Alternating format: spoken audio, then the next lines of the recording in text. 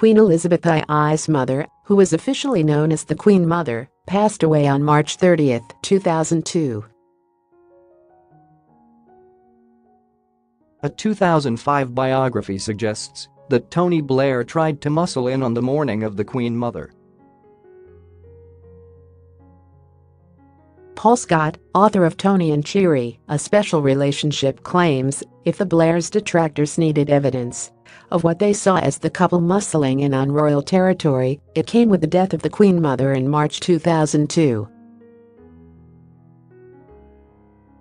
How Queen Mother was mortified with Cherie Blair after Diana's death. How Prince Charles was furious with Tony Blair over fox hunting. Mr. Scott reveals that days before the Queen Mother's funeral, Tony Blair had allowed himself to become immersed in an unseemly and, at times, farcical imbroglio that once again aired his tendency towards shallow personal aggrandisement and an obsession with public showboating. The biography describes how on the day after her death at the age of 101, a call was made from Downing Street to an official at the Palace of Westminster who wanted to know what role the then Prime Minister Tony Blair would play in the ceremonies.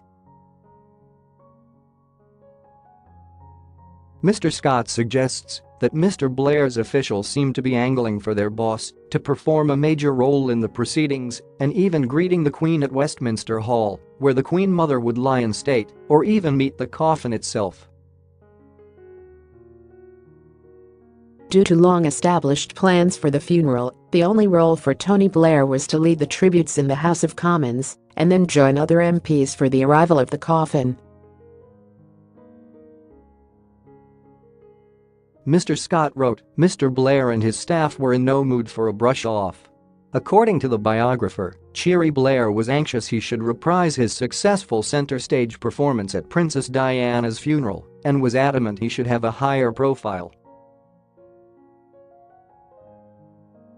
According to a 2002 article in the Spectator, Tony Blair felt he should be present at the north door of Westminster Hall to greet the Queen when she arrived ahead of the coffin.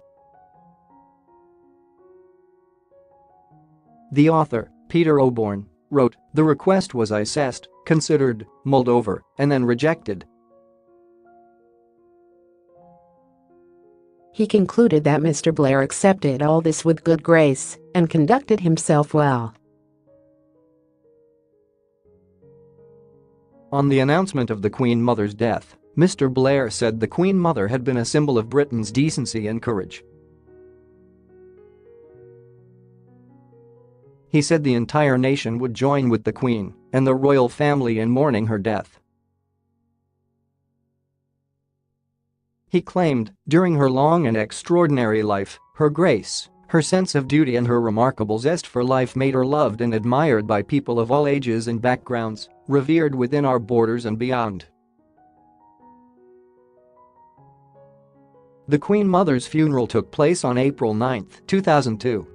It is estimated that more than 1 million people filled the streets outside Westminster Abbey and along the 23-mile route from London to her final resting place at St. George's Chapel, Windsor Castle. She was buried alongside her husband George VI and their daughter HRH Princess Margaret.